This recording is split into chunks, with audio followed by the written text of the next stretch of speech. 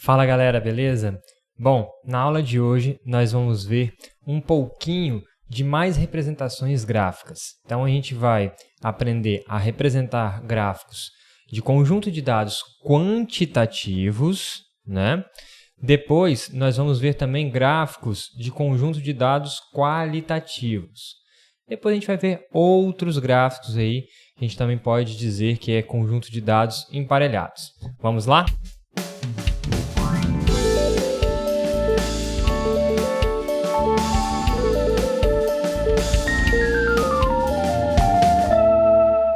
Bom, então o que eu devo aprender nesta sessão, nessa aula, né?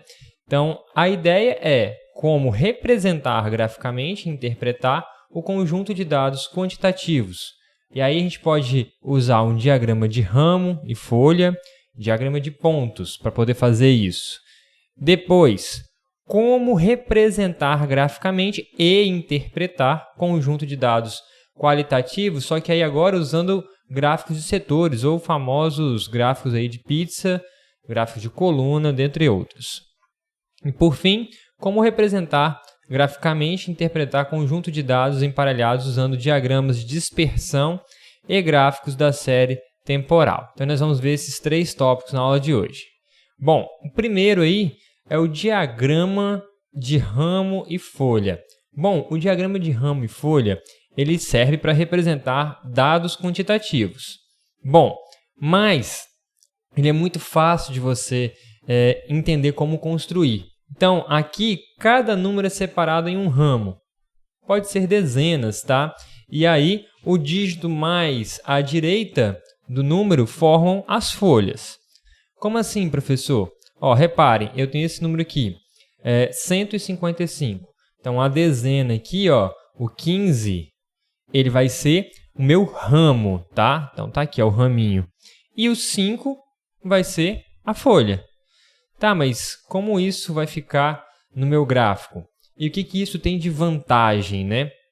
Bom, eu trouxe aqui a vantagem em relação ao histograma, é porque ele contém os valores originais dos dados. Então, quando eu bater o olho no diagrama de ramos de folhas, eu sei exatamente qual o valor absoluto daquele meu dado que eu tenho ali dentro da minha planilha ou dentro do meu contexto aí que eu estou estudando. Então, ele fornece uma maneira fácil de ordenar esse conjunto de dados, tá bom? Então, como que eu construo um diagrama de ramo e folha?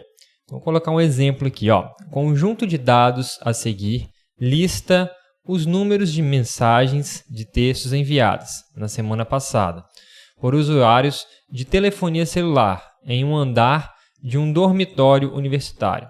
Coloque os dados em um diagrama de ramo e folha. Descreva quaisquer padrões, ou seja, interprete o que isso está te dizendo. Então eu tenho aqui, ó, o conjunto de dados. Tenho o número 155, 159, né? Então, a lista aí dos números de mensagens de textos enviados. Bom, se eu reparar aqui, com muita dificuldade, né, porque não está em ordem, eu consigo ver um menor valor aqui, 78, e consigo também ver um maior valor. Deixa eu tentar encontrá-lo. Acho que é esse aqui, 159. Ah, professor, por que você está vendo isso? Só para a gente entender como que a gente vai construir o diagrama de ramo e folhas. Então, a gente não vai separar por dezenas. No nosso caso aqui, a gente vai ter que começar do 7 e ir até o 15. Por quê? Eu tenho o menor número 78, o meu maior número 159. Então, eu coloquei aqui, ó, 7, 8, 9 até 15. Então, esse aqui seria o meu ramo. E aí eu vou comparando, ó, qual que está do lado do 78, né? Qual que está do lado do 7? O 8. E aí eu vou colocando minhas folhas, ó. Então, aqui, 105, né? 10 e 5. 108, 10 e 8. E aí eu vou montando o meu diagrama. Olha que coisa interessante. Ele parece até um histograma, se a gente for olhar, né? A gente consegue interpretar algumas coisas com ele. Eu coloquei aqui, ó, no gráfico mostrado, podemos perceber que mais de 50% dos usuários de telefone celular enviaram entre 110 a 130. Está por aqui, né? São as duas maiores barras aí, podemos dizer. Então está por volta aí dessa quantidade de mensagens. Bom, o que a gente pode também observar aqui, que a gente tem um ponto extremo aqui, né? O 78 foi a menor quantidade. E é fácil da gente conseguir observar aí alguns padrões no diagrama de ramo e folhas. Bom, e aí a vantagem dele é que eu consigo olhar exatamente o valor do dado, tá? Bom, podemos também construir variações do diagrama de ramo e folha. Como assim? Então, organize o conjunto de dados do exemplo anterior usando o diagrama de ramo e folhas que tenha 2 fileiras para cada ramo. Então, está aqui 2 fileiras para cada ramo e descreva quaisquer padrões. Então, eu tenho o meu conjunto de dados e aí eu vou colocar assim, ó, a primeira fileira ela vai ser de 0 até 4 e a segunda fileira vai ser de 5 até 9. Como assim, professor? Então, no ramo eu vou ter que descrever agora assim, ó, 7, 7, porque esse 7 aqui do ramo, a folha vai ser entre 0 e 4 e o segundo 7, a folha vai ser entre 5 e 9. Então, nesse primeiro aqui eu não tenho nada, não coloco nada, mas no segundo, ó, entre 5 e 9 eu tenho o 8, do 78 lá que a gente tinha visto aqui, né? Então, eu coloco lá. Beleza, vou fazendo isso para todos. E aí eu consegui observar que ocorreu um pouco mais de variação, né, no meu conjunto de dados, na minha forma da minha distribuição. Então perceba aqui, ó, no 11 eu tenho o primeiro 11 aqui, né? E aí vai ser do 112 até o 114. Então eu tive aqui e depois, ó, 116 até 119. Então eu quebrei isso mais vezes, né? Então eu também consigo interpretar e eu consigo aqui perceber que a maioria dos usuários de telefone celular enviou entre 105, né, entre 105 até 135 mensagens de texto. Então, eu consegui quebrar mais, eu consegui ver melhor esse intervalo. Tá bom? Então, a gente pode construir também variações aí do diagrama de ramo e folha. Bom, um outro, então, diagrama que a gente tem, que dá para poder a gente descrever os dados, o conjunto de dados quantitativos é o diagrama de pontos, né? E o diagrama de pontos, ele é representado usando um ponto acima do eixo horizontal, tá bom? Então é bem simples de representar ele. E o que ele traz de contribuição? Ele permite ver como os dados estão distribuídos, identificar valores específicos e valores também comuns, extremos nos dados, né?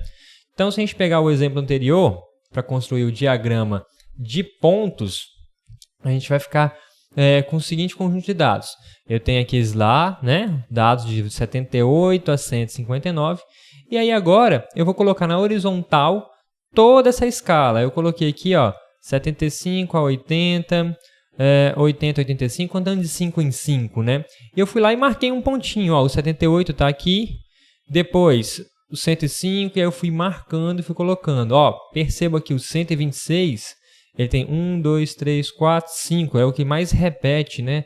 Como se fosse a moda. Ainda vou falar desse conceito, mas é o elemento que mais se repete dentro desse conjunto de dados aqui. Então, eu consigo interpretar outras coisas. Por exemplo, esse valor aqui, ó, o 78, é um valor extremo. Ele está fora do meu padrão, que vamos dizer assim, da minha média de resultados, né? Até mesmo aqui, ó, tem outros padrões, né? Então são coisas que a gente consegue perceber. Até coloquei aqui para vocês, ó, no diagrama de pontos, podemos ver que a maioria dos valores se agrupa entre 105 e 148. Aí realmente, isso mesmo, 105 e 148.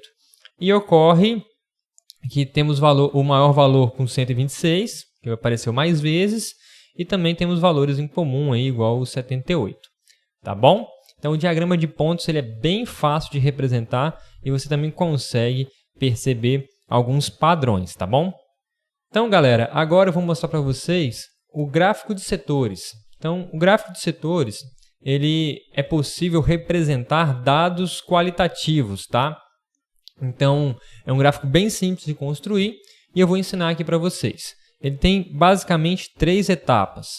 A primeira etapa aí, o total ele é representado por um círculo que fica dividido em tantos setores quanto são as partes, né? Então vai depender lá como que eu tenho as partes do meu dos meus dados e eu vou separar isso nessas quantidades. Depois, os setores são tais que suas áreas são respectivamente proporcionais aos dados da série. E por fim, né, cada setor, por meio de uma regra de linha de 3 simples e direta, a gente consegue colocar quantos graus cada um representa, né? Lembrando que o círculo aí tem 360 graus. Então, como que eu faço isso, professor? É bem simples. Então, primeiro exemplo, a partir da tabela, construa um gráfico de setores. Se vocês olharem aqui, eu tenho 50 dados, né? Uma amostra, fui perguntando, qual tipo de refrigerante você gosta de tomar? Aí um respondeu, Coca-Cola clássica, outra, Coca Diet. A outra aqui, Dr. Pepper, deve ser mais usada lá nos Estados Unidos. Pepsi, Sprite. Beleza, tive esse conjunto de dados. O que eu vou fazer? Primeira coisa a se fazer é montar aí uma distribuição de frequência. Pode ser uma distribuição de frequência absoluta.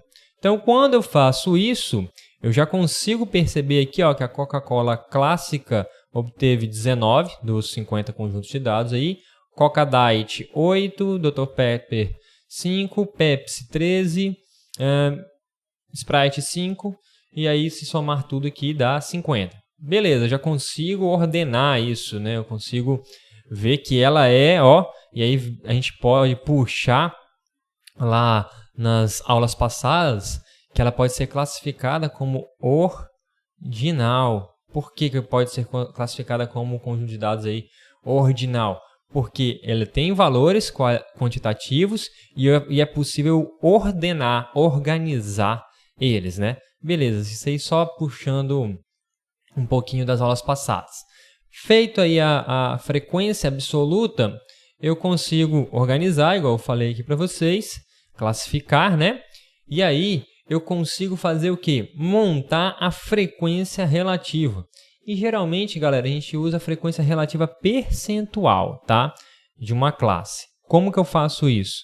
Eu vou pegar o meu resultado e vou dividir pelo total. Então, se aqui eu tinha 19, eu vou dividir por 50, né? Que é o meu total. E aí eu vou encontrar lá o meu resultado. Daria da Coca-Cola clássica 0,38, ou seja, 38%.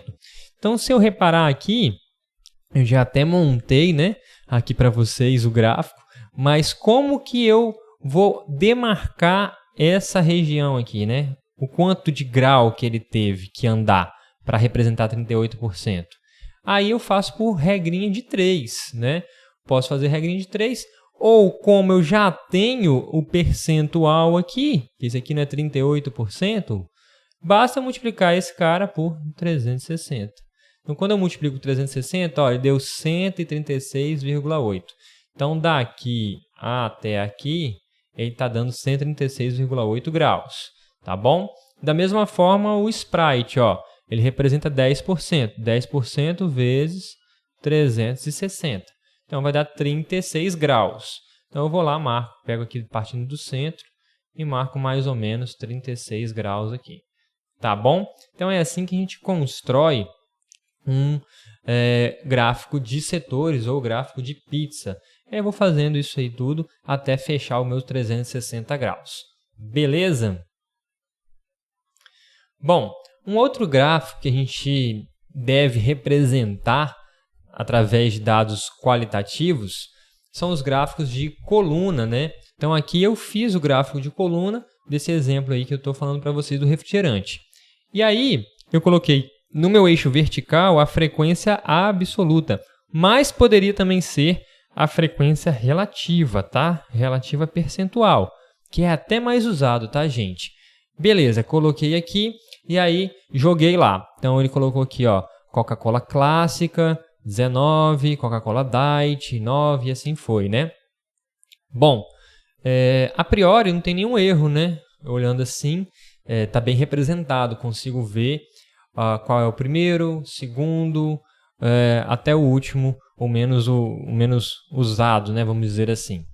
Só que não é uma regra, tá, gente? Mas ajuda ao leitor visualizar se esses dados estiverem ou de forma crescente ou de forma decrescente. Então eu coloquei aqui, na forma decrescente, que é a maneira mais correta, vamos dizer assim, de construir os gráficos de coluna. Então, aqui no eixo vertical, colocar em porcentagem e aqui, ó, colocar em ordem decrescente. Facilita para o leitor, tá bom? Então, essa dica também ela é utilizada no princípio aí do gráfico de Pareto. Ele geralmente faz isso, posiciona as colunas, né, em ordem decrescente de altura, com a barra mais alta posicionada à esquerda e aí vai decrescendo. Por que isso? Porque quando você posiciona desta forma, a gente consegue focar que os dados mais importantes vêm primeiro e depois vêm os próximos resultados. Então perceba aqui nesse gráfico, ó, eu tenho o eixo vertical, bilhões de dólares. E no eixo horizontal, eu tenho as categorias que foram classificadas, né? Então, ó, roubo por funcionário, roubo em lojas, erro administrativo, fraude nas vendas e desconhecido. Então, ele está falando aqui as principais causas de redução de estoque. E aí, olha como eu classifiquei. Classifiquei em ordem decrescente. Então, eu consigo perceber aqui, ó, que roubo por funcionários foi uma das causas aí maiores na redução de estoque. Então, até posso colocar aqui, ó, que a indústria de varejo perdeu 34,5 bilhões de dólares com redução nos estoques, que é uma informação que o exercício trouxe. Bom, a interpretação que a gente pode dar também para esse gráfico é o seguinte, ó, no gráfico é fácil ver que as causas da redução de estoque que devem ser tratadas primeiro são roubo por funcionário e roubo em lojas, né, que são as duas aqui primeiras. Então aqui é fácil para o gestor dele identificar a causa e tentar solucionar o problema. Então ele já sabe que ele vai nessas duas primeiras, né? Fazer um trabalho aí com os funcionários e fiscalizar aí as lojas ou o estoque de cada loja. Tá certo? Da mesma forma que a gente pode construir o gráfico de colunas, o gráfico de barras é bastante utilizado. Então ele também representa dados qualitativos, né? E também sintetiza aí uma distribuição de frequência. Da mesma forma, tá, gente? A gente pode colocar ele de forma crescente ou decrescente. Então, eu coloquei aqui, exemplificando, a diferença do gráfico de barras para o coluna, é que o coluna, ele faz uma coluna, né, na vertical. E aqui no barras, é na horizontal, né, como se tivesse a barrinha deitada. Tá bom? Mas a interpretação é a mesma do gráfico de colunas. Bom, um outro tipo de gráfico qualitativo que a gente pode usar é o chamado pictograma. O que é isso? É como se eu tivesse gráficos de coluna ou de barras, só que a simbologia por trás ajuda na interpretação. Então, primeiro aqui eu tenho distribuição das idades por sexo. Aí 14 anos, ele colocou aqui, ó, 2 homenzinhos, uma figurinha de uma menina e meia. Né? Então eu já consigo interpretar que aqui eu teria 2 meninos e aqui 1,5 de menina, tá certo? 15 anos da mesma forma, 16 anos também. Aqui, ó, 17, 1,5 de menino e 1 de menina. Bom, então dessa forma eu consigo ver uma distribuição, tá, das idades. Além disso, eu consigo ver essa distribuição por sexo. Então é bem interessante utilizar pictograma e geralmente jornais usam o pictograma porque ele é mais atrativo, né? Você consegue perceber mais facilmente alguns resultados. Da mesma forma, igual eu coloquei aqui, ó, qual time você torce, e aí coloca as camisas do time aqui para poder representar, ó, Inter, Grêmio, Juventude. Fica fácil a gente visualizar as frequências aí absolutas, por exemplo. Tá bom? Então, um gráfico muito utilizado. Então, tá aqui, ó, o pictograma constitui um dos processos gráficos que melhor fala ao público, pela sua forma, ao mesmo tempo atraente e sugestiva. Uma representação gráfica consta de figuras. Então, é isso que o pictograma representa. Beleza? Bom, um outro tipo de gráfico que a gente pode utilizar é o gráfico polar ou radar, né? Então, vamos pegar um exemplo aqui para vocês perceberem como que a gente pode utilizar. Ó, o gráfico polar representa séries temporais em que é possível comparar os valores da série com o valor de sua média. Então, se vocês perceberem aqui, eu tenho mês de janeiro a novembro. E aí eu tenho carne suína. Então foram 4.094 toneladas, 3.827 toneladas em fevereiro e assim sucessivamente. Então aqui eu tenho meus polos, né? Então colocando aqui, ó, 1 janeiro, 2 em cada pontinho, né? Fevereiro, 3 março. E aí agora eu vou montando isso de acordo com essa escala que está aqui, ó, partindo do 0, depois 1.000, 2.000, 3.000, até 7.000 aí, que o meu gráfico vai até 6.486. E aí eu vou montando esses pontos e consigo ver um certo padrão, né? Se eu calcular a média, eu posso representar isso aqui pelo círculo. Então, se eu calcular a média aqui, a média vai dar em torno de 4.068. Então, é como se fosse esse camarada aqui. Eu até posso colocar ele de forma mais acentuada para dizer que esse valor aqui é o valor médio. Vou fazer aqui que fica difícil de desenhar, né? Então, você consegue perceber os radares aqui que estão mais próximo da média e outros que estão um pouco fora. Então, igual agosto aqui, ó, que foi o nosso ponto maior, 6.486, ele está bem distante aqui da média. Isso é uma forma também de representar, beleza? Bom, outro tipo de gráfico também que pode ser explorado é o cartograma. Bom, aqui a gente pode usar aí o mapa para dizer a chegada de turistas, por exemplo, da América do Sul por região de origem. Aí eu coloquei aqui, ó, de 1998, esse CTI é a chegada de turistas internacionais em milhares e CM é a cota de mercado. Então perceba que tem turistas chegando na América do Sul da Europa, cerca aí de 277, ou seja, a cota de mercado é 17,9%, chegando aqui da África 49%, chegando das Américas 2.088 e assim sucessivamente. Poderia colocar outros pontos aqui também, mas só para poder indicar para vocês que o cartograma também ele é bastante utilizado quando a gente vai falar alguma coisa de região, né? E ele traduz dados qualitativos. Então, a parte geográfica, a gente pode usar cartograma, tá certo? Bom, galera, falei de uma quantidade grande de gráficos aí agora qualitativos, né? E uma coisa que a gente tem que chamar a atenção para esse tipo de gráfico também, para vocês não confundirem, é quando a gente tem dados agrupados em intervalos de classe. Então, como assim? Eu vou mostrar um exemplo para vocês entenderem como a gente constrói esse tipo de gráfico, tá? E esse tipo de gráfico pode ser um dado qualitativo, apesar de estar usando dados numéricos. Bom, então aqui eu vou falar sobre distribuição de frequência de dados numéricos não agrupados em intervalo de classe, tá? Então eu tenho aqui, ó, os dados numéricos coletados assumem pequena quantidade de valores pontuais. Cada valor numérico isolado assume uma categoria, tá? Cada valor numérico assume uma categoria. A tabela de distribuição de frequência, ela é análoga às tabelas de dados de variáveis qualitativas. Então perceba que a gente vai poder usar esses resultados aqui também como uma variável qualitativa. Exemplo, uma pesquisa realizada numa fábrica revela o número de peças com defeitos por caixa. Então, eu fui lá, olhei, aqui tem 2 peças com defeito, aqui tem uma, essa outra caixa aqui, nenhuma. Então, eu posso fazer um gráfico com isso. Mas primeiro eu tenho que fazer o quê? Dar um jeito de ajeitar esses dados, né? Não estão agrupados, em um certo intervalo de classe.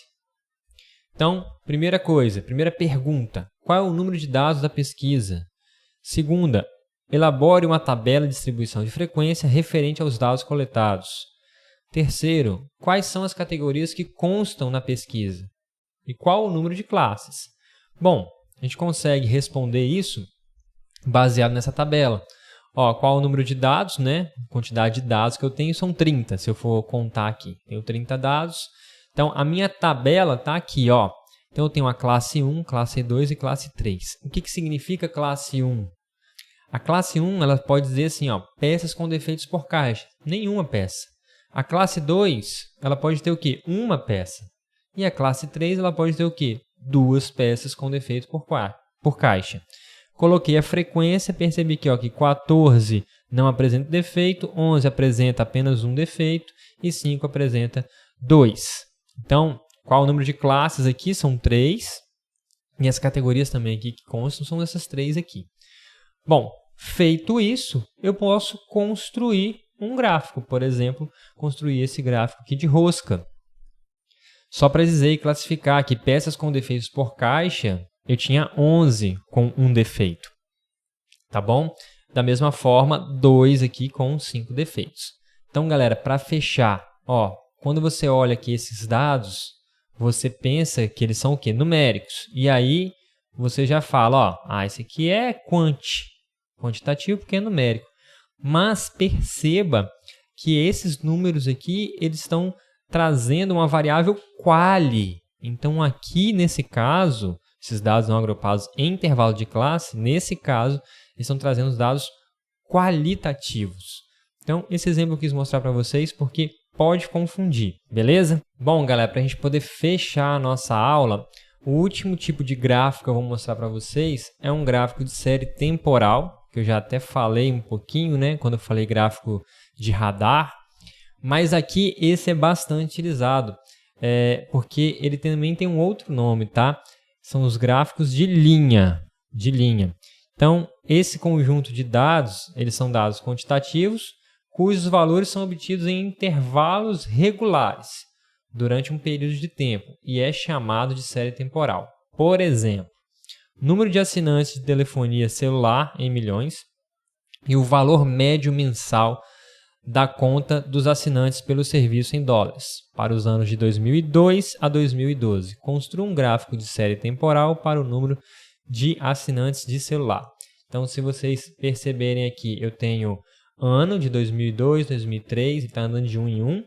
E aí, assinantes, 134,6 milhões. E a conta em média em dólares, 47,42. Mas ele pediu para construir um gráfico aí, né, do número de assinantes, ou seja, dessas duas colunas aqui, ano e assinante. Então, eu posso construir um gráfico aqui de linha, né? Eu coloco os pontinhos, 2002, 2003, 2004, até 2012, e interligo eles por uma linha. Muito utilizado também, e geralmente a gente utiliza esse gráfico de linhas para uma série temporal. Bom, e o tipo de interpretação que a gente tem aqui? A gente pode reparar que desde 2012 o número de assinantes só tem aumentado, tá? Então a gente consegue observar isso nesse gráfico. Bom, agora a gente vai fazer esse mesmo gráfico, só que de um layout diferente, com a conta média em dólares. Ó, então 2012, 47,42. Aí fiz uma bolinha aqui, né? E agora interliguei aqui para o segundo ano, ó, 49,46 e assim sucessivamente.